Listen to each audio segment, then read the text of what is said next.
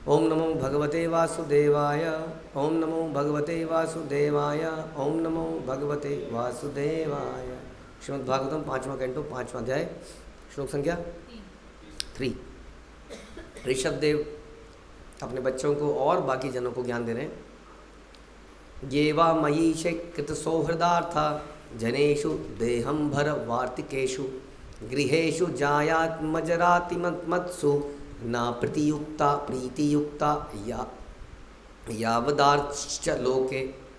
जो लोग कृष्ण भावनामृत को पुनर्जीवित करने तथा ईश्वर प्रेम बढ़ाने के इच्छुक हैं वे केवल श्री कृष्ण से संबंधित कार्य करते हैं।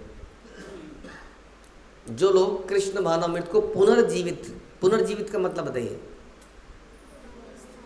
दोबारा स्थापित करना। इसका मतलब क्या हुआ कि वो पहले से थी, तो भक्ति आपके हृदय में पहले से थी। अच्छा, तो आप कह रहे हो गुरुजी बोले कि मैंने तुम्हें भक्ति दी, हो गया भक्ति तो पहले से थी, आपने कहाँ से दी? जागृत की थी, वास्तव में सच बात है, वो पहले से ही है, क्योंकि ओरिजिनली हम सच्चिदानंद हैं, लेकिन वो ढकी हुई है, कवर्ड बाय मेटीरियल एनर्जी। हम ज्ञान से, रियलाइजेशन से उस मेटीरियल कवरिंग को हटाने का प्रयास करते हैं। तो इसलिए जो लोग इसमें इंटरेस्टेड हैं उसको रिवाइव करने के लिए कृष्ण भावनामृत को, कृष्ण प्रेम बढ़ाने के इच्छुक हैं, वो केवल वही कार्य करते हैं जो कृष्ण से संबंधित है। कोई भी कार्य करने से पहले वो इसके चिंतन करते हैं, क्या ये कार्य मेरे गुरु महाराज को प्रिय होगा? ये हमने ग्लोरिफिकेशन में सुना, रशियन डिवोटी ग्लोरीफाई कर रहे थे इस गोपाल कृष्ण महाराज को। वो बता रहे थे, कह रहे थे कि महाराज कुछ भी करते थे तो पहले ये सोचते थे प्रभुपाद को अच्छा लगेगा ये, चाहे प्रभुपाद ऐसा चाहते थे, और फिर उस कार्य को करते थे।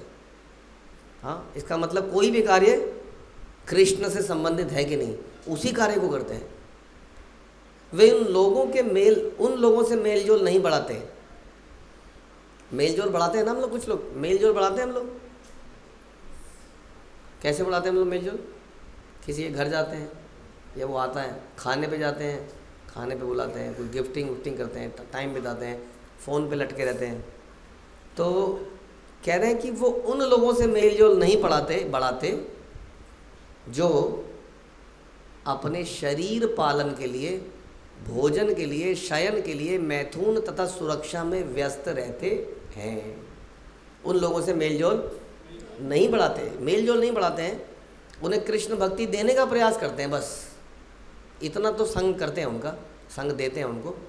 लेकिन अदरवाइज़ तो इसलिए मेलजोल किससे नहीं बढ़ाना है? जो बॉडी, शरीर, हाय मैं कैसी लग रही हूँ, हाय ये कैसा लग रहा है, सूट कैसा लग रहा है, हाँ हाय मेरा पेट बाहर निकल गया, वटेवर, तो ये तो शरीर। हाँ, और भोजन क्या खाओगे आज क्या बनाया है, कल क्या बनाया था, इसका मेन्यू बता दो, उसका मेन्यू बता दो। शयन, हाय 3 दिन से सोई नहीं हूँ ठीक से, हाँ मुझे चक्कर आ रहे हैं। हाँ, नींद की बातें हैं, सोने की, कल लेट सो गए, आज जल्दी उठे, आज लेट सोते, आज लेट कि भाई इन्हीं चीज़ों में जो व्यस्त है व्यक्ति, जिसका चिंतन चर्चा केवल यही है, उन लोगों से ज़्यादा मेल जोल नहीं बढ़ाते। वो कौन लोग नहीं बढ़ाते? जो कृष्ण प्रेम को दोबारा जीवित करना चाहता है। वे गृहस्थ होते हुए भी अपने घर बार के प्रति आसक्त नहीं होते। इसको पढ़ें एज इट इज या नहीं पढ़ें? पढ़ रहे हैं, ध्यान रखिए, हम पढ़ रहे हैं, हम बता नहीं रहे हैं अपने मन से। वे गृहस्थ होते भी तो घर बार से आसक्त नहीं हो, घर मतलब ड्यूटीज ना करें। घर की ड्यूटी कौन करेगा? हम करेंगे। तो फिर लिखा है ना आसक्त ना हो। बिना आसक्ति के करें, ऐसे कैसे? क्या करें, क्या सोच के करें? फिर घर के काम क्या सोच के करें? एज ए ड्यूटी करें। ड्यूटी मतलब हिंदी में कर्तव्य। तो क्या कर्तव्य है? वो कर्तव्य बता दीजिए। पाल पोस के बड़ा करना, राइट? नहीं, पाल पोस के बड़ा नहीं करना, फिर तो बड़ा हो जाएगा ना। बड़ा हुआ तो क्या हुआ? जैसे पेड़ खजूर, पाल पोस के बड़ा नहीं करना है, उसको पाल पोस के कृष्ण भक्त बनाना है। ये हमारी ड्यूटी है। बने ना बने वो हमारी गारंटी नहीं है, हमें क्या पता बनेगा कि नहीं बनेगा। असुर आया है तो कहाँ से बनेगा वो? असुर हमारे घर में आ सकता है? हाँ बिल्कुल आ सकता है, आ सकता है भैया। इसलिए ज़्यादा सेंटिमेंटल मत होइए, इमोशनल मत होइए, ज़्यादा रोने की ज़रूरत नहीं है। आ गया, हम क्या करें, आ गया, प्रयास करेंगे। असुर कुल में प्रहलाद भी आए थे, क्या पता बन जाए, बट ज़्यादा सेंटिमेंटल नहीं होंगे, नहीं बना तो ठीक है।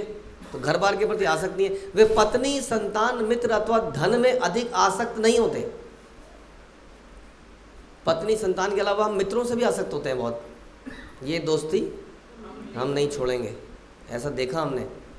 और इस चक्कर में क्या हुआ, कई भक्त तो दोस्त के साथ ही निकल लिए, भक्ति से ही चले गए, क्योंकि दोस्त तो आया नहीं। ये दोस्त को खींच नहीं पाए, कबड्डी में दोस्त ने इनको खींच लिया और दोस्ती के चक्कर में गए। इसलिए ज़्यादा कबड्डी ध्यान से खेलिए। हाँ, किसके साथ खेल रहे हैं, कहीं वही ना खींच ले हमें। तो मित्र अथवा धन में भी इनकी आसक्ति नहीं है, किंतु उसके साथ ही वे अपने कर्तव्यों के प्रति अन्य मस्तक नहीं रहते।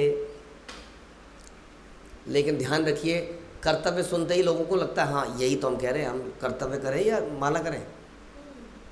कर्तव्य यही था कि उनसे भी माला कराएं। वो कैसे करेंगे, जब आप करेंगे, आपको करनी पड़ेगी फिर।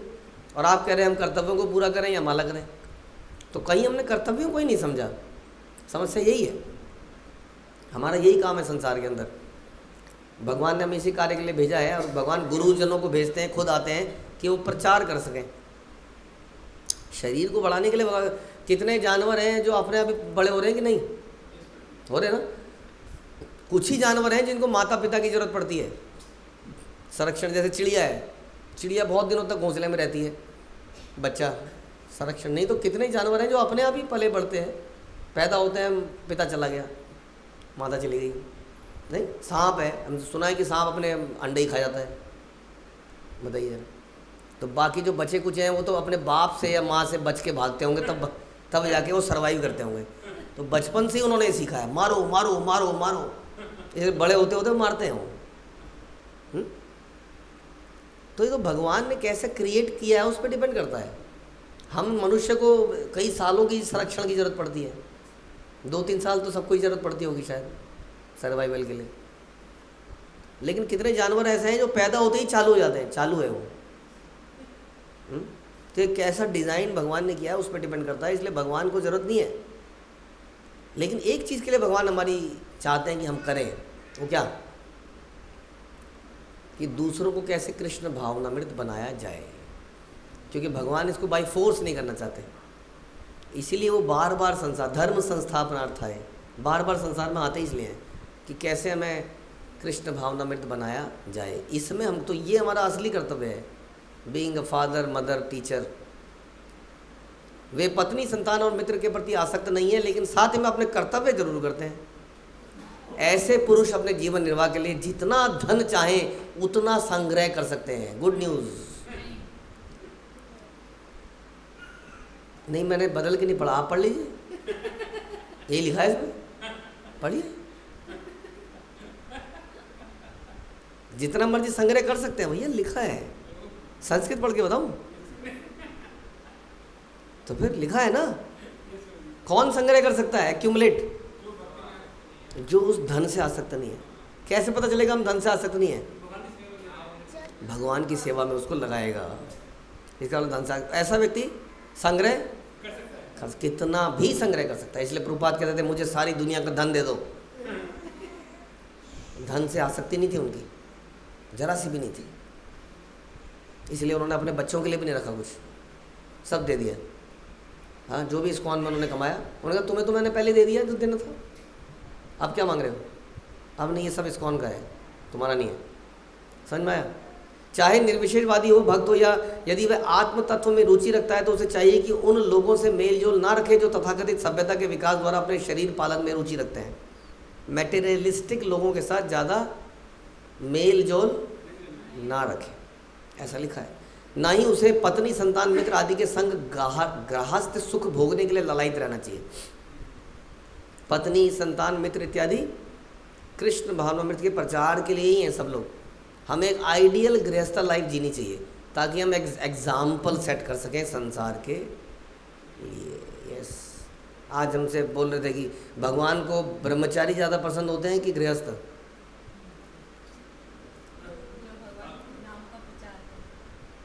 फिर भी आपको क्या लगता है? अब ब्रह्मचारी ने पूरा जीवन दे दिया, हाँ?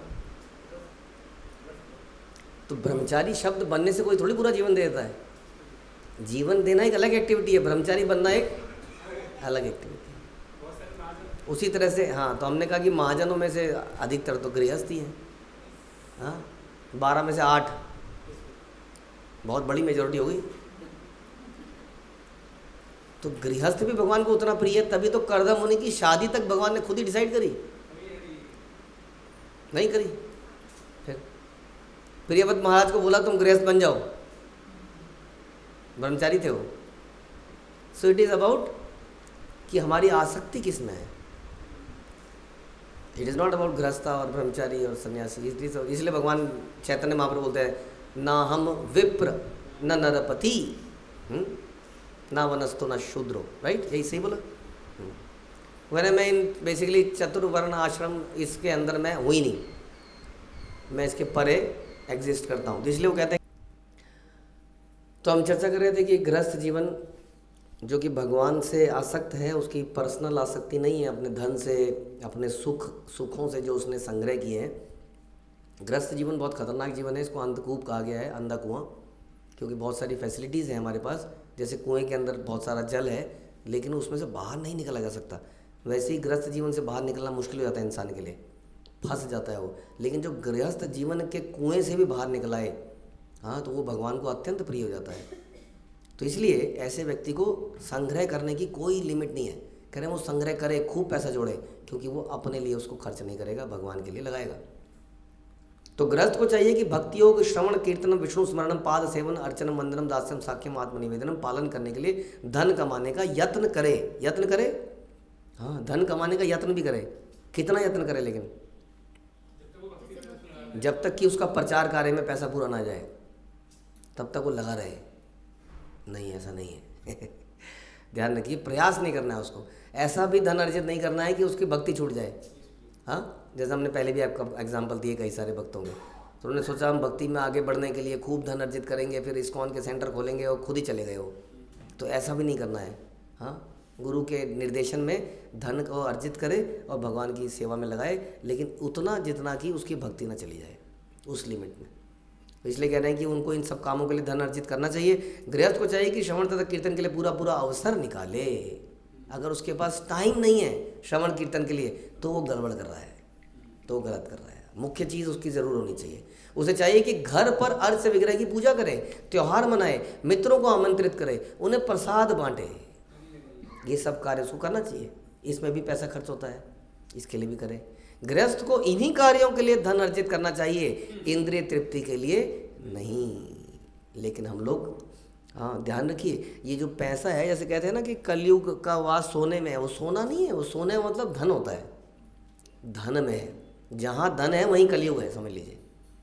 आप जितना धन संग्रह करेंगे किसी भी रूप में, केवल तिजोरी में नहीं, वहाँ पर कलयुग किसी न किसी रूप में आपके सामने आके खड़ा हो जाएगा। ये बड़ा खतरनाक है वास्तव में। शायद इसका समझ हमें तब आएगा जब हम प्राण त्याग रहे होंगे, may be. It is very dangerous.